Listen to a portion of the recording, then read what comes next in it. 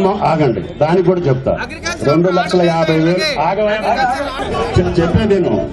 2 లక్షలు ఉంటే వేస్తా, నువ్వు 50,000 కట్టకపోతే నీకు రెగ్యులర్ కాదు, లోన్ రాదు. అంటే ఆ కుటుంబాన్ని మళ్ళీ బాధల్లో పెట్టదలుచుకోలేదు. కుటుంబం రుణ విముక్తులు కావాలి. కుటుంబం రుణ విముక్తులు అయితే నువ్వు 2.5 లక్షలు కట్టి 3 లక్షలు తీసుకో, మాకు అభ్యంతరం లేదు. నువ్వు కట్టిన కాడికి నీ చేతిలోకి రావాలి. నువ్వు ఎంత కడితే అంత. కానీ కట్టకపోతే 10,000 ఎక్కువ ఉన్నా కూడా నీకు లోన్ రెగ్యులర్ చేయడాడు, లోన్ ఇవ్వడం.